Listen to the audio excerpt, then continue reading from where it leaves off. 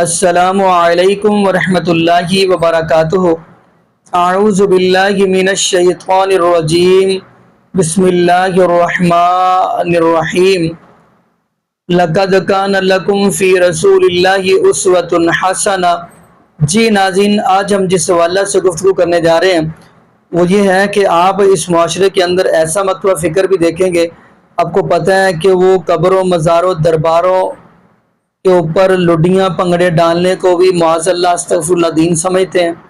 تو خیر ناظرین، آپ کو یہ بھی پتہ ہوگا کہ یہ بھی بات ان کے حوالہ سے چلتی ہے، جیسا کہ مرزا علی جی نے اس پہ آواز اٹھائی تھی کہ یہ معاذ اللہ ان کے بڑا جو ہے چشتی رسول اللہ کا کلمہ استغفر اللہ پڑھاتے رہے ہیں۔ تو ناظرین، اسی حوالہ سے سید احمد اسد رحمۃ اللہ علیہ کی گفتگو ملی ہے، ویڈیو ملی ہے، بڑی کمال کی ہے۔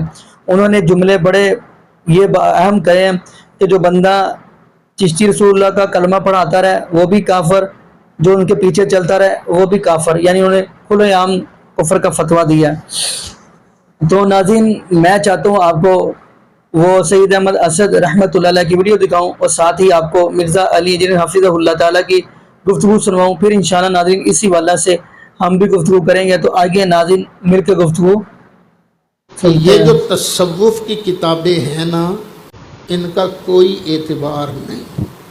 صوفیاء کی کتابوں میں سے کئی باتیں ہیں نا، کون سی بات مانی جائے گی؟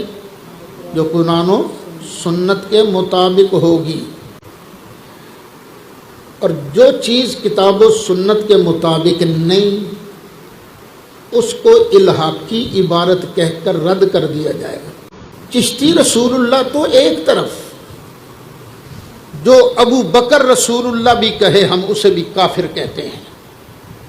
یاد رکھ لینا، لا الہ الا اللہ چشتی رسول اللہ اگر کسی نے پڑھوایا ہے تو وہ کفر ہے، ایمان نہیں۔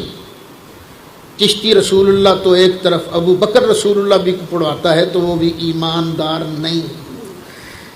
لیکن یہ جو تصوف کی کتابیں عام چھپتی ہیں نا، یہ عام چھپتی پھرتی ہیں، ان کی وہی بات قابل اعتبار ہوگی جو قرآن و سنت کے مطابق ہوگا۔ آپ وہی تسلی کی لکھا ہے، لیکن ہم کہیں گے نہیں الحاقی عبارت ہے، ان کی اپنی نہیں، کسی اور نے گھسیڑ دی ہے۔ پھر آپ کہو گے آپ کو کیا پتہ بھائی کہ انہوں نے گھسیڑ دی ہے؟ بھائی اس لیے کہ قرآن نے صاف طور پر خاتم النبیین کہا ہے، اس لیے کہ خود سرکار نے فرمایا تھا ان النبوۃ والرسالۃ قد انقطعت فلا رسول بعدی ولا نبی بعدی، کہ سرکار نے خود فرمایا نبوت اور رسالت ختم ہو گئی ہیں، اب میرے بعد نہ کوئی نبی ہے نہ کوئی رسول ہے۔ یہ پکی باتیں بیان کرتی ہیں کہ نہیں کوئی بزرگ ایسا نہیں کہہ سکتا، کوئی بزرگ ایسا نہیں کہہ سکتا، یہ کسی نے بعد میں اس کے اندر ڈال ہیں، اور اگر کہا ہو تو یہ کفر ہے۔ ابو بکر صدیق کی طرف منسوب کر کے کہا جائے یہ کفر ہے۔ بس نبوت کا دروازہ نبی پاک علیہ السلام پر بند ہو چکا ہے۔ شکر کرو اللہ کا کہ ختم نبوت پر ہمارا کامل ایمان ہے، نہیں تو پتہ نہیں کیا کیا گڑبڑ تصوف کی کتابوں میں ہے، پتہ نہیں کیا کیا کرتوت پیروں کے ہیں۔ بس بات کس کی ہے؟ اللہ کی ہے اور محمد مصطفیٰ کی ہے، اور اس عالم دین کی بات ہے جو قرآن و سنت کے مطابق ہمیں بتاتا ہے۔ بس بڑا تھوک کے حساب سے اس نے زن رکھ کے، ویسے تو لگتا نہیں ہے کہ یہ پاسبلٹی ہے، لیکن حسن زن رکھتے ہوئے یہ پاسبلٹی ہو سکتی ہے کہ ان بزرگوں کی تعلیمات چینج ہو گئی ہیں۔ ان بزرگوں نے چشتی رسول اللہ نہیں پڑھوایا، انہوں نے اشری تھانوی رسول اللہ نہیں پڑھوایا، انہوں نے گستاخیاں نہیں کی ہیں، انہوں نے کچھ اور کتابیں لکھی تھیں، کتابیں بعد میں بدل گئی۔ یہ پاسبلٹی، اس میں بزرگوں کو ایج مل سکتا ہے، لیکن اس کے ساتھ تین منطقی نتائج پھر بڑے خطرناک ہیں، وہ ماننے کے لیے کوئی تیار ہی نہیں ہوگا۔ اگر کوئی یہ مانتا ہے کہ بزرگوں کی تعلیمات چینج ہوگی جس طرح انجیل چینج ہو گئی تھی، انجیل بھی تو چینج ہوئی بھی ہے، تو اس سے تین منطقی انجام پھر ماننے ہوں گے۔ خالی کلی یہ دعویٰ نہیں مانیں گے۔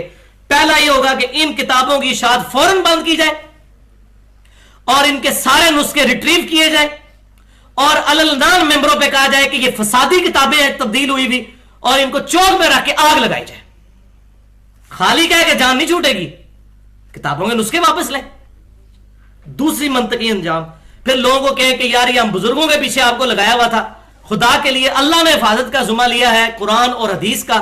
بزرگوں کی کتابوں کی تو کریڈیبلٹی خراب ہوگی. اور یہ جو کہتے ہیں نا جی اچھی بات لے لیں قرآن حدیث والی اور بری چھوڑ دیں, تو اچھی بھی ادھر سے لینے کی ضرورت ہے, پہلے قرآن حدیث میں موجود ہے.